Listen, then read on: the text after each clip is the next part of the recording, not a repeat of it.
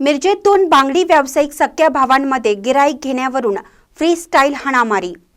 मिरजेतील लक्ष्मी मार्केट समोर सख्या भावांमध्ये व्यावसायिक वादातून गिराईक घेण्यावरून दोघात भर मार्केटमध्ये फ्री स्टाईल हाणामारी झाली आहे। मनेर बंधू यांचा उद्यानासमोर बांगडीचा व्यवसाय आहे। या मारहाणीत शहाबुद्दीन जखमी झाला आहे। त्याला काचेची बाटली फळी डोक्यात मारल्याने दुखापत झाली। या घटनेनंतर पोलिसांनी धाव घेतली आणि वातावरण शांत केलं, तर काही वेळातच मार्केट रिकामे केले।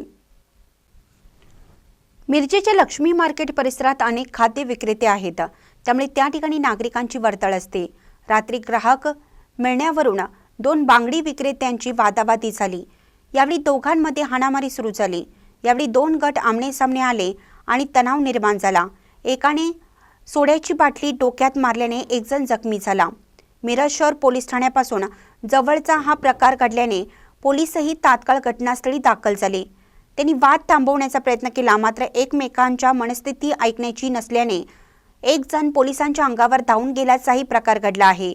यावेळी पोलिसांनी सर्व जमाव पांगवत परिस्थिती नियंत्रणात आणली, तर एकाला पोलिसांनी ताब्यात घेतला आहे।